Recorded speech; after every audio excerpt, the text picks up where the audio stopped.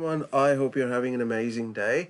Welcome to another episode of 10 p.m. University. I hope you're excited as I am. So today I will be talking about 7 investment tips. Before I proceed, I just wanted to make one statement that please do not consider this as a financial advice. If you're after financial advice, I would encourage you to please seek out financial experts, right, who can give you better advice. This is what I'm going to talk about today is based on my personal experience, based on what I do. So because I've learned from different experts, different people around the world, so who has actually helped me become a better investor. So I just wanted to share a few tips. So I hope you might find value out of this session. Okay. That being said, let's get started. As you know, the investment is a hot topic, right? Everyone talks about investment. Warren Buffett talks about investment because he's one of the wealthiest man out there, right? And then George Soros talks about investment. Then you hear about books like Rich Dad Poor Dad to talk about investment. There's so many investment books out there, but you still wonder, right? Why 95% of the people are still not rich? Right, you might wonder there's something going wrong, right? If there are so many investment topic out there, the thing is that investment is an art. It's a science. It's something you have to do with passion, right? Investment is not just like a one-off tip you get into and then forget about it. That's not how investment works. Investment is a full term commitment. It's a lifelong commitment, right? And you need to be passionate about it because you will experience pain, you will experience pleasure, you will experience a lot of things when you deal with investment. You have to nourish it like you nourish a plant, or you have to nourish it like you nourish a child, right? Investment is an art. I repeat, investment is an art, it's an art. Okay, let's move forward. So number one tips, which I wanted to share with you guys, that is know what you're investing into. There are a lot of businesses out there, right? You need to do your research. You need to understand what you're getting into, right? Just because your mate invested in something else, it's not good enough reason to say, oh, look, I wanted to invest in the XYZ company, because that person may or may not have done their research, right? So you need to understand what you're getting into. If you are, let's say you are someone like me who is into high-tech industry, right? I understand technology very well, but I don't understand like Warren Buffett says, he understands Bank of America. I don't understand Bank of America. I have no idea about it. But I understand Microsoft. I can understand Apple. I can understand Google because I'm into technology stuff, right? So you don't have to understand everything, as Warren Buffett always says, but you need to understand what you're getting into, right? You cannot make an investment decision based on something you don't understand. You're going to fail. That's as simple as that, right? It's the same as like writing a code, right? You're writing a code if you don't understand what you're writing, right? You end up in writing crap stuff. So it's the same goes to investment. Understand your stuff, what you're investing into. It can be stock, it can be mutual funds, it can be a real estate. I'm not going to tell you what is right for you, what is wrong for you, right? That you have to decide, you have to do research, right? I like real estate, I do stocks, so that's my personal choice. So you might have something else. But whatever you do, please know what you're investing into. Research, research, research, research, right? Okay.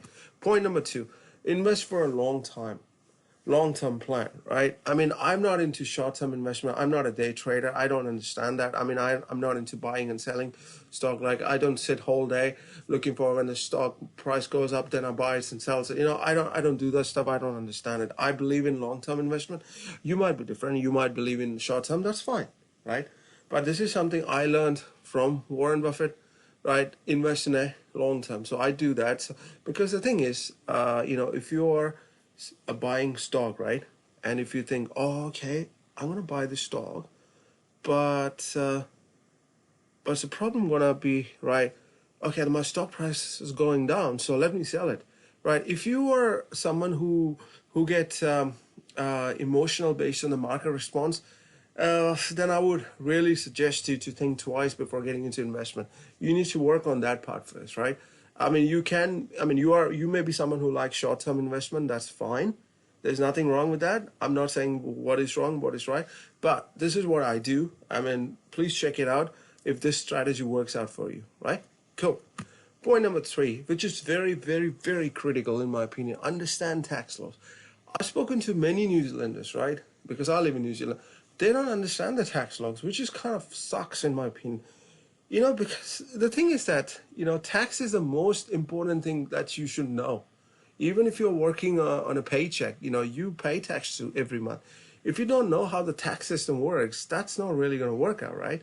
And I often hear it's a common sentiment across the world. Rich do not pay tax. Rich do not pay tax. They are evil. You know why? You don't understand how the tax system works in the first place. That's one of the reasons why I talk about it. $1 billion company generate an employment, right? Whereas a paycheck guy is a consumer of the service that's generated by a firm.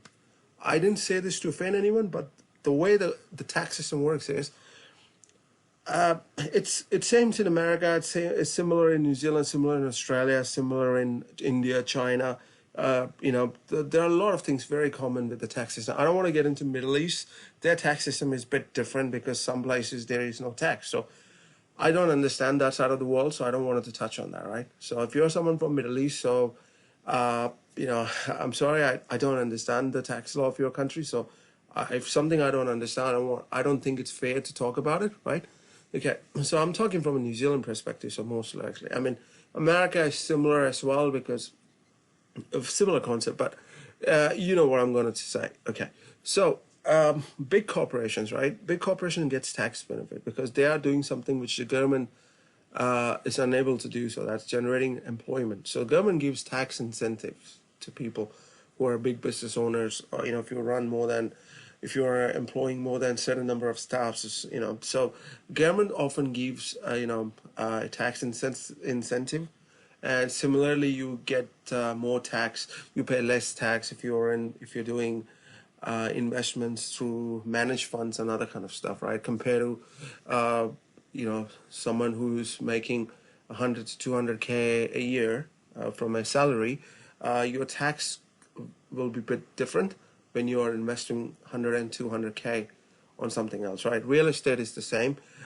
So we don't have as such the capital gain tax on the rental income as such. So real estate could be something you might interest you. So tax laws, if you understand tax laws, right, you will really understand whether you need to get into investment or not, right? I would suggest you guys, please do not get into investment without understanding your country tax law. That is the first thing I'm going to request you guys. If you wanted to get into investment, understand how the tax law works. If you don't understand, please contact a tax agent or tax specialist who understand the tax system very well, right? It's very essential, right? Okay, cool.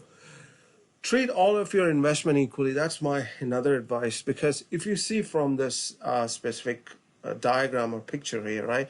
You see the four windows are open. That means that you're paying attention to four windows, right? Rest of them you don't care. So that's why I often don't believe in diversification. You might think, oh, hang on a second, what this guy talking about? That's what I've been told all our life. Diversify. Well, it's fine if you wanted to diversify, but I don't do that. Warren Buffett, he doesn't diversify. George Soros, they don't diversification. If your portfolio has more over 50 business, you think you will have enough time to give equal importance to everyone? I mean, I don't have time for it. So I prefer to invest on a business that I understand, and I keep my portfolio very shorter. I don't expand my portfolio. This is not a conventional financial advice you will get. To saying that please do not diversify. Most of the financial places say diversify. Don't put all of your eggs in a basket. But that's fine. That's nothing wrong with that. But I don't do that. I mean, that's my personal thing. I don't diversify much. And yes, there are risks involved, right? Because investment will involve risk. That's one of the things you have to understand before getting into investment, that you will have to deal with risk. So how you deal with it, that you have to learn, right? That you have to figure out by yourself. Okay, so if you are someone who has multiple portfolios, who has portfolios with multiple businesses, right? Please treat every investment, same. Please give equal importance to each of them. It's not like you're saying, oh, look, my real estate business is doing fantastic, right? Amazing. I'm getting enough rental money every month, but my stocks are not doing so great. So, you know what? I don't give a damn about it. No, that's not how you should do it. You need to give equal importance. You need to find out why your stocks are not performing well, right? So, yeah, keep that into consideration. So if you're someone who likes to diversify, that's fine. But again, please seek financial advice and sit with the financial advisor and ask, look, Warren Buffett doesn't believe in diversification, right? So why should I do diversification? Just, it's good to ask because you are paying someone money for an advice. So that person should be able to answer you if you're going to a good financial advisor, right? You deserve to know, right? Why the George Soros, it's not involved, but do not believe in diversification, right? They are the richest people on the planet, right? They're not someone, a rookie from a street who makes like what, 100 million a year. They're someone worth $50-60 billion, right? So they know what they're getting into, right? Right, cool. It's good to find a mentor, right, who's into investment. So when I started investment in 2017, I didn't know anything about investment, right? I heard people talking about stocks, I heard people talking about mutual fund, but I used to think, look, I don't have money, right? There's no point talking about this. Is one of the common mindset I've noticed among a lot of people.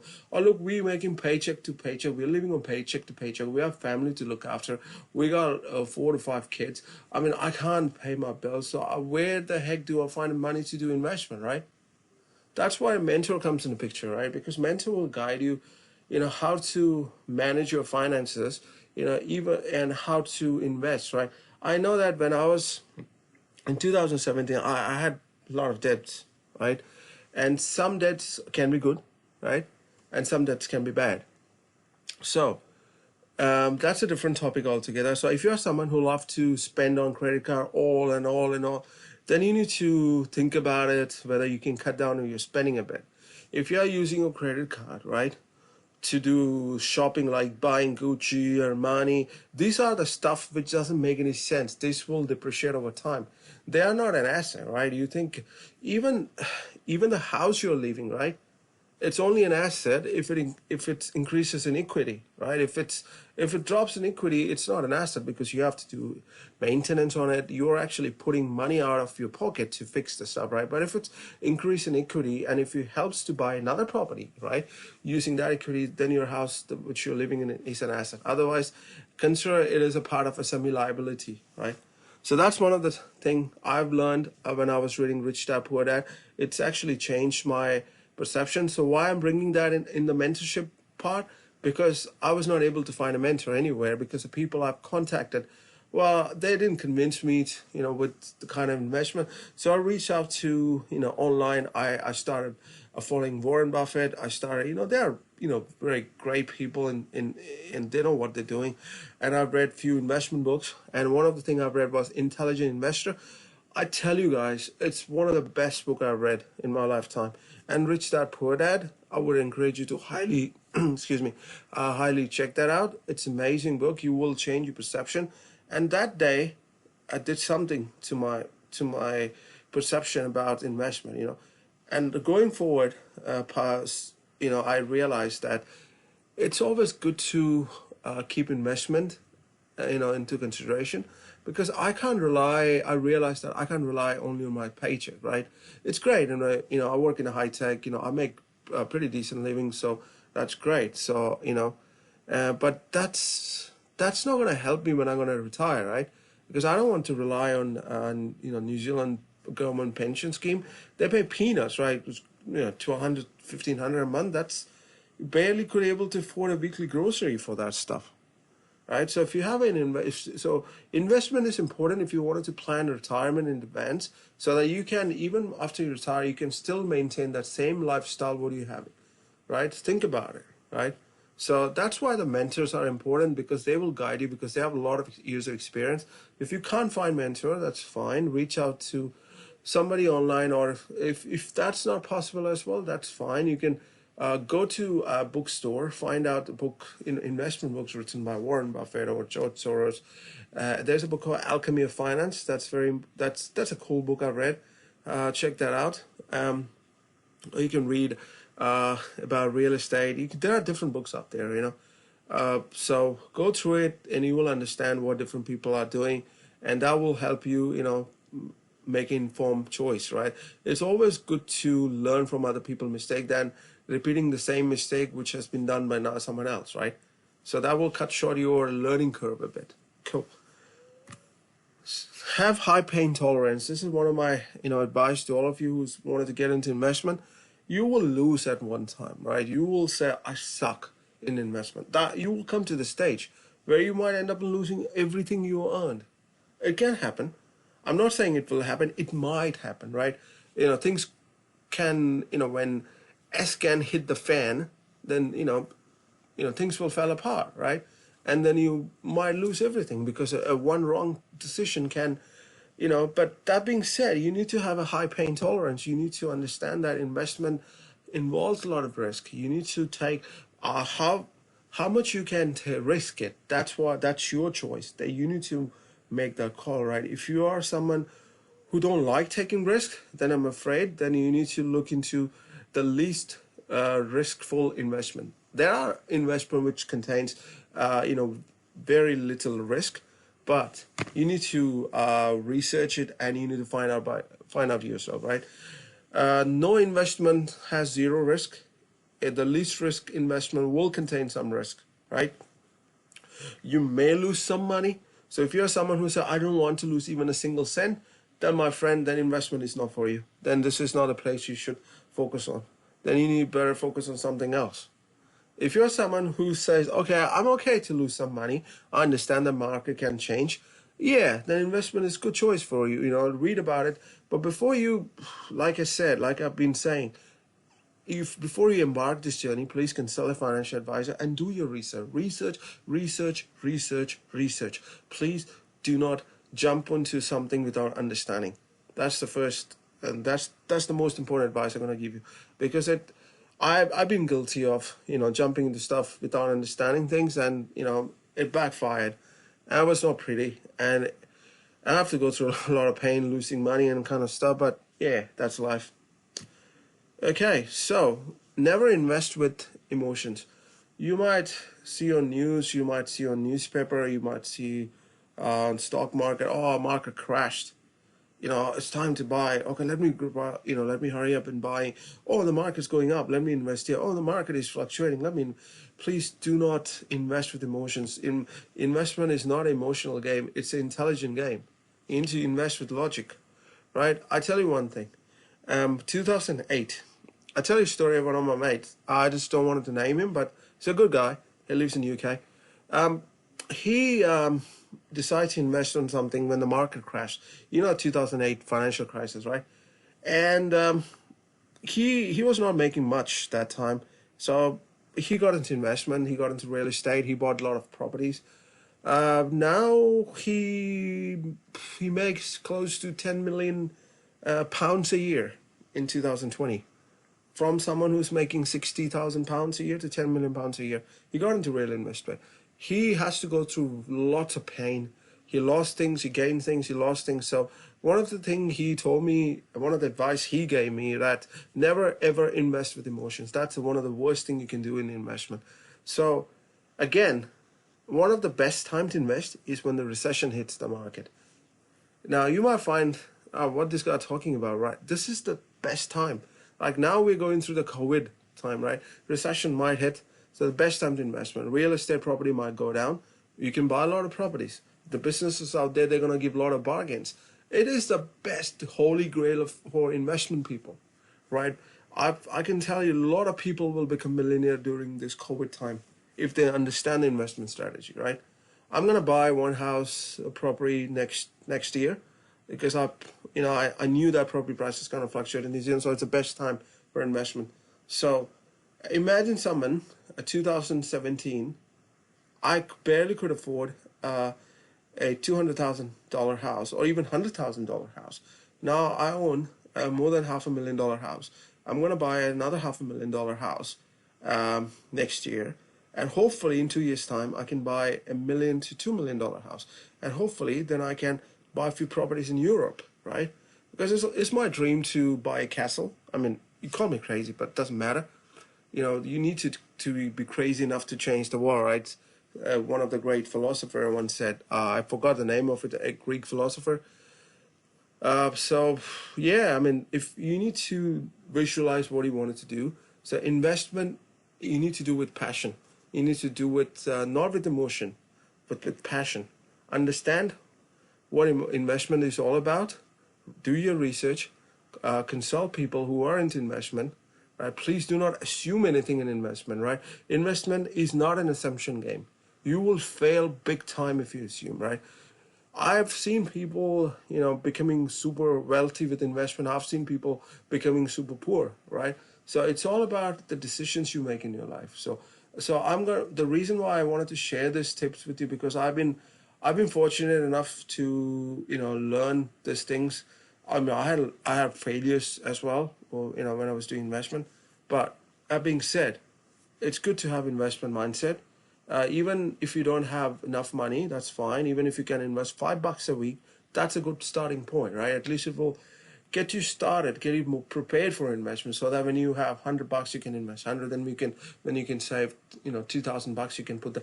I mean, putting the money in a bank account is different to putting the money in investment, because if you're buying an asset, right, the asset will give you, asset can go up in price. Just one thing I wanted to tell you, that do not assume that storing the money in your house will make you rich, because the dollar can lose a value anytime, right? Dollar can become worthless eventually, and so the paper, like, look at Zimbabwean money, right? Their economy, the money is like, you can, like, trillions of dollars of notes, which is what 50 cents. So that's what I'm saying. Invest on assets, right? If you're someone who's invested into foreign exchange, that's fine. That's a different game. I don't do it. I don't understand it, so I don't want to talk about it. So what I'm trying to say is that don't assume that just because you have a dollar, it's going to always stay the same, the value of the dollar. It can go up and down, right? So invest on an asset, productive asset, right, which can yield results, positive results for you in the long term. So yeah, that's all I wanted to cover. So one last thing, can I request you guys to, if you like my video, if not, my apologies. I'll try to do better ones. Please subscribe if you like it, if you think it's adding any value. See, my main aim of starting 10 p.m. University is to empower people, right? I just want everyone to be happy. I want everyone to be rich. I want everyone to have a very good life, right? Because we are living in an amazing planet, right? Why? I kind of hate it when I see someone suffers, because it just sucks, right? Because you want everyone to be happy around you, right? You want every kid to have all the facilities they can get, all the opportunities they get in life. You want all people to have their amazing retirement. You want the better healthcare in your country. You want everyone to afford everything, right? So we have a better society. We won't have so. All right, irrespective of your nationality, your race, your whatever you are, a gender, so it doesn't matter, right? As long as that I can touch one person's life and that person can touch another person's life in a positive way, that's all. My purpose is served, right? That's the whole plan of creating this 10 p.m. University. So thank you again, guys, for attending today's session. I hope you have an amazing Sunday. Greetings from New Zealand. Adios.